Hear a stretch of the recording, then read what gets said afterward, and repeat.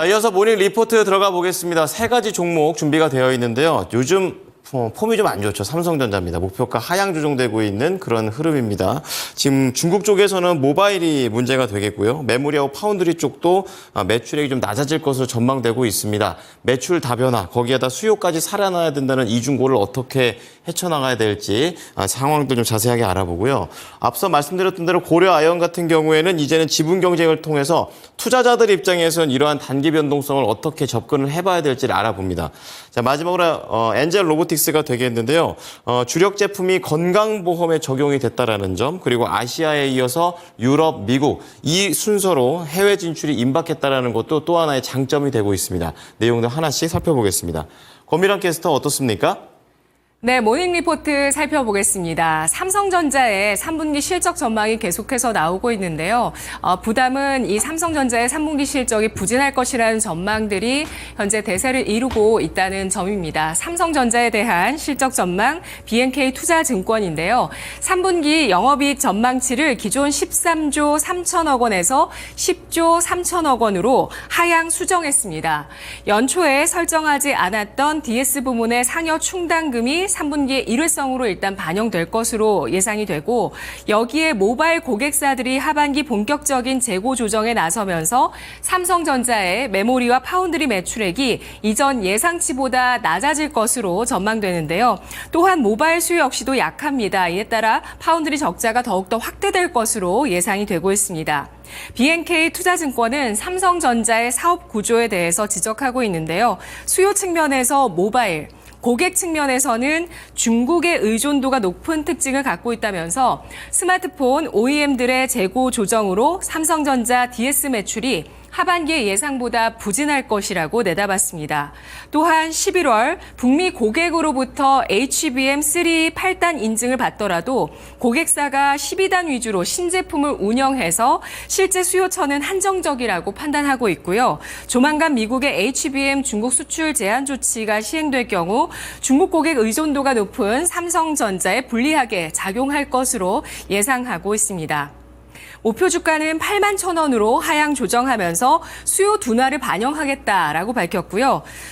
다만 현재 주가는 역사적인 바닥 수준이라는 점에서 투자 의견은 매수로 유지한 리포트였는데요. 삼성전자의 주가 보시면 어제 8거래일 만에 반등을 나타냈습니다.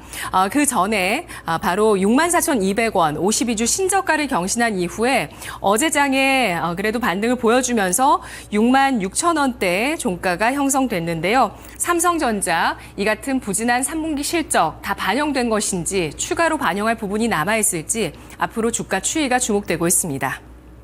다음은 고려아연에 대한 분석 메리츠증권 살펴보겠습니다. MBK 파트너스가 어제 고려아연 최대 주주인 영풍과 특수관계인 장씨 일가와 주주 간 계약을 체결하고 의결권을 공동 행사한다고 밝혔습니다. MBK 파트너스는 이번 계약으로 고려아연 지분 일부에 대한 콜옵션을 부여받고 고려아연 지분을 영풍과 장씨 일가 지분보다 한 주 더 갖게 되는데요. MBK 파트너스는 이번 주주 간 계약을 통해서 고려아연의 기업 지배구조 변화의 기틀이 마련됐다라고 밝혔고, 지난 75년간 2세까지 이어져 왔던 고려아연에 대한 두 가문, 즉 고려아연 쪽과 이 영풍 쪽의 장씨 일가죠. 이 두 가문의 공동 경영 시대가 막을 내릴 것이라고 전망했습니다. 양측의 지분 대결 구도에서 영풍 측이 33.13%를, 고려아연 측은 33.99%를 보유하고 있는데, 현재 자사주 국민연금 지분을 제외하면 실질적으로 22.92%의 유통 물량만이 남게 됩니다. 영풍 측이 지분율 과반을 넘기기 위해서는 16.87%, 고려아연 측은 16.02% 추가로 매입해야 하는 상황인데요. 영풍과 MBK 파트너스 측은 공개 매수를 통한 추가 지분 확보가 예상되며, 고려아연은 백기사의 추가 지분 매입이 유력해 보인다고 분석하고 있습니다. 지분율 경쟁 재점화로 인해서 단기적으로 주가 변동성이 확대될 것으로 예상을 하고 있는데요. 이렇게 제한된 유통 물량에서 지분 경쟁이 펼쳐진다면 결국에 주가는 상승 쪽으로 움직일 수 있는 가능성이 높은 상황이죠. 고려아연의 주가는 지난해 9월 기록했었던 56만 4천 원 신고가 부근까지 일단 올라와 있는 상태를 보여주고 있습니다. 어제 종가는 55만 6천 원에 마무리가 됐습니다. 마지막 리포트 살펴보도록 하겠습니다. 엔젤 로보틱스에 대한 분석 KB증권인데요. 엔젤 로보틱스는 의학과 공학을 결합한 국내 대표 웨어러블 로봇 기업입니다. 엔젤 로보틱스 주요 제품은 재활훈련 보조기기 메디, 일상생활 보조기기 수트, 개인 근골격제 보호 솔루션 기어 등이 있는데요. 최근에 웨어러블 로봇 적용 분야가 의료기기뿐 아니라 방산, 물류, 건설 등 다양한 영역으로 확대되고 있다고 합니다. 국내외 웨어러블 로봇 시장의 2023년에서 2030년 연평균 성장률은 42.2%로 예상되는데요. 엔젤 로보틱스는 사용자 특징 파악부터 로봇 제어 과정에 대한 포괄적인 제품 라인업까지 구축해서 입지를 다지고 있습니다. 특히 재활 의료 로봇 엔젤 메디가 웨어러블 로봇 최초로 건강보험에 적용됐습니다.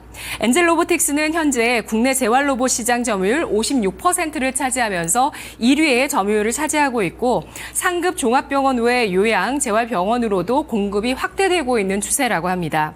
또한 올해 기점으로 유럽과 북미 등 해외 시장 진출도 본격화된다고 하는데요. 대규모 투자는 대부분 상반기에 집행하면서 하반기에 추가 비용 집행은 제한적일 것으로 예상을 하고 있고 상장 이후에 락업 물량은 모두 해소됐다고 보고 있는데요. 다만 리스크 요인은 신규 경쟁사의 진입, 또 수요 감소라든지 R&D 비용, R&D 비용의 증가 이런 것들을 보고 있습니다. 투자 의견은 따로 제시하지 않은 리포트였는데요. 엔젤 로보틱스 어제장에 로봇주의 강세를 주도하는 모습이었고 어제 거의 상한가에 임박하면서 마감됐습니다. 아쉽게 상한가에 들어가지는 못했었고 29.69% 급등하면서 끝났는데요. 올해 3월 상장 이후에 하락 추세를 6개월 동안 이어갔던 모습이었습니다. 그러다가 어제 첫 장대 양봉으로 바로 60일 이평선을 돌파하는 움직임을 만들어냈는데요. 향후 추세에 대해서 주목해서 보시죠. 지금까지 모닝 리포트였습니다.